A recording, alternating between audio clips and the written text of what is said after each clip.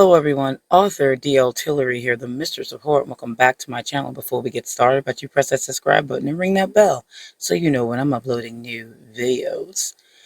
It is time yet again for the writer's vlog. A lot has happened since the last vlog, and I'm ready to dump on you guys. Info dump for us writers out here that they tell us not to do that. But in this vlog, that's what's happening. Okay? Okay. Well, since I last saw you all, I have released Caliostro, Tale of the Libertin, my long-awaited dark fantasy novel, and I should say with a love story. That's very important in the story, so I like to say that. I don't always say dark fantasy romance, although it can fall under that as well, but the main point of the story is the dark fantasy aspects. Nonetheless, the book has released, and it released on my birthday, which just passed, which was December the 5th. I was very excited, also like kind of calm and about it, and everything went mostly fine. There were issues, to say the least, because of Amazon making it difficult for me. There was a bit of a hiccup with the release first of the paperback and the hardback on Amazon, because that's where I decided to release the physical print of Caliostro.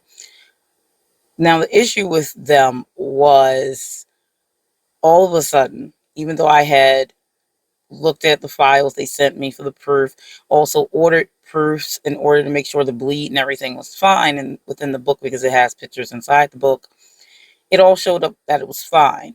When I went to publish the book, after about 16 hours, they rejected both the paperback and the hardback because they are similar printed on the inside. Except for, I think the hardback had one extra thing. So when I got the rejection, I was at work, and it said something about the bleed and that it couldn't have a white little line at the top of the bleed. So I went back into, they gave some vague page numbers, saying that these were examples, but that there probably were more. That being the case, I went and checked while I was at work. I checked through my phone and checked what the issues could be. I couldn't really tell on my phone, so I waited until I got home. There's not much choice on that. I did get back early, so I looked into it, and apparently the bleed had this little white line at the top that was not interfering with the actual print of the book. They didn't reject this during the process of me doing the book. The book had been printed with Barnes and Noble already, so this was the version for Amazon. They even sent me proofs. There is no issue with the bleed. There is no white lines. There is nothing. It's so far out of the cut area that it wouldn't even matter. So I decided, because there was no way to fix what they were saying was the issue, so I decided to take the issues out. So the version on Amazon is completely different than the version I sell directly that I get printed through Barnes and Noble Press. So the version I have is a more special edition version, and then the Amazon version is more the basic version, and that will include also the hardback. So, and also the hardback, as you can see back here behind me, I have two hardbacks back here. This one is the Barnes Noble Press one, and then this one over here, this one over here is the Amazon one, which is directly printed on the hardback. This one is a dust jacket, and that's the paperback. So the dust jacket version is only sold directly from me. Currently, it's a special edition. The Amazon one is a hardback. They are similarly priced, but you could only get the other version from me. But anyway, after I took out the bleed of the chapter headers, I did leave the other bleed ones. Apparently those were fine, and it went through. Just another headache. Then I had published my ebook of Caliostro through Draft to Digital, so it can have wider distribution. In that process, it takes different locations time to publish the book. Amazon does not allow pre-orders when you have like another publisher publishing to their platform. That's fine. It is what it is. Most people don't do pre-orders, so it's not a big deal. But the pre-orders were available everywhere else, such as Apple Books and Barnes and Noble and Kobo, places like that where you could pre-order it, and Smashwords, I believe. So when the book launched, all the other stores had it available, even the library companies. Then Amazon comes back the next day. Well, technically the same day, but it was, at midnight is usually when they show up. But this did not show up on Amazon until, I guess it had to be around the late afternoon. And they rejected my ebook. Draft Digital emailed me. And I said, why? And it said, well, something to do with the territory pricing, that other territories were going to be making more money than them on my book because the percentage of royalties that I was getting didn't match the percentage of royalties that I was getting through the other ones. That was a discrepancy on my part, my fault, because I had went back and changed the price of Caliostro to a lower price when I was in the middle of doing all the publishing things. But I was not aware that since I went back and changed it after I had decided the first time that Draft Digital did not match it for the territories that I was selling it in when they originally match it. So since I went and changed the price but did not go into territories and automatically uncheck all of them so it could auto match what my price then was, it left them at the price that when the book was higher planned for the ebook. I didn't know this. My mistake. But it's a mistake that I would make because there was no way for me to know that. It didn't auto do it since it auto does it the first time. Nonetheless, I figured it out by reading the Draft Digital email. I went in, corrected that, and then they accepted it about a couple hours later. So thanks, Amazon, for all of the annoyances. Granted, one of those was my fault, just that I didn't know that wasn't an auto thing, no matter how many times you change the price. So to be warned, if you do publish through Draft Digital and you are unaware, because some people probably are aware of this, because it was my first time publishing through Draft Digital, that if you change the price of your book, and I'm talking about ebook because I didn't publish my paperback through there, but I assume it applies to that. If you change the initial price, or I guess whatever price going forward, you have to then go in and change each territory to match the price that you've changed to, so the way it auto matches, though it does that the first time. Now, the way you do it to make it do auto again is you uncheck all the territories and then recheck them. And then it matches.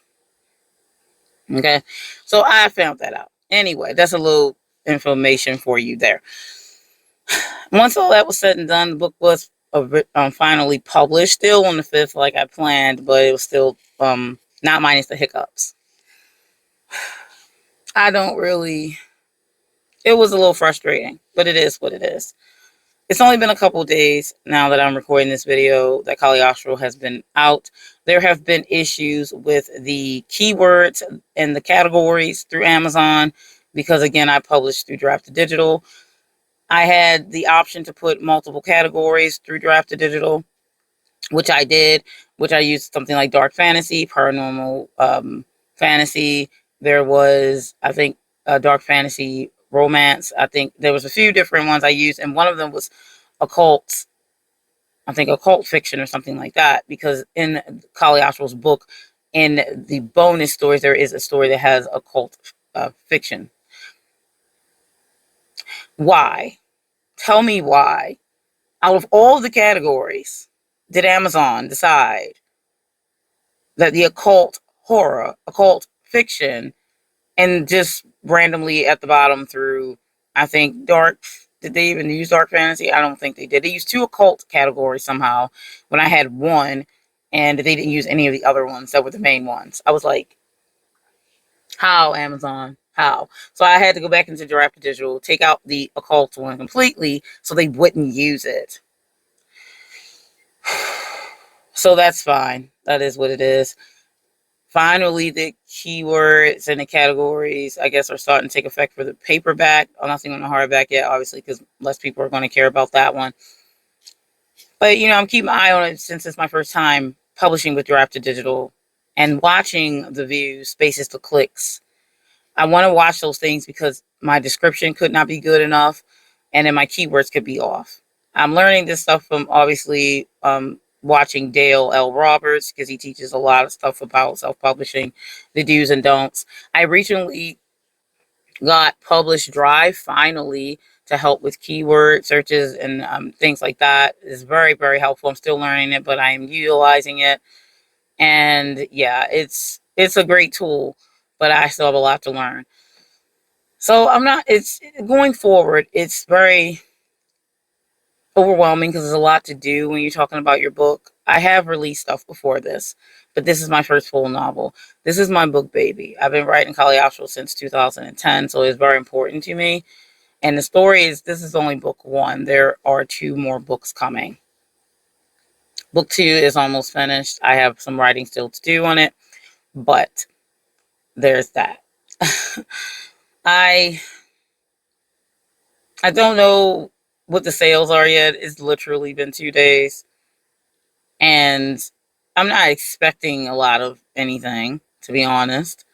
That's just the reality of being a self-published author. Also, I don't have a budget, much of a budget. I have a very small one that I'm about to utilize. I'm about to launch some Amazon ads.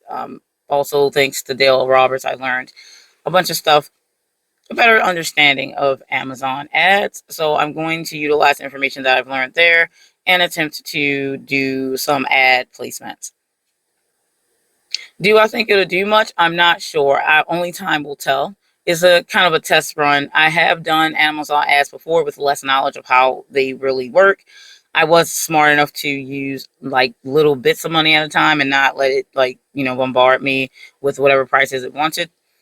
So I'm going to launch the ads soon, but I wanted to make sure all the hiccups was over as far as like my description, and wanted to make sure that the keywords was working to some degree. So I have one more thing to check up on and edit and see where I'm at, because every time you change the description or edit the description, it takes a little while, because yeah, that's just how that is. So you gotta like republish again, even though technically it's not doing anything with the book, but it's an update, so it kind of is taken that way. That being said, that's where I have had my focus at a lot these days, because Caliostro is a big deal. If you are subscribed to my newsletter, then you already knew that Caliostro was coming. If you watch my channel enough, then you know. If you're new here, then welcome. But yeah, if you subscribe to my newsletter, then you would have more of the inside of what's going on. And that can be found in my description box below.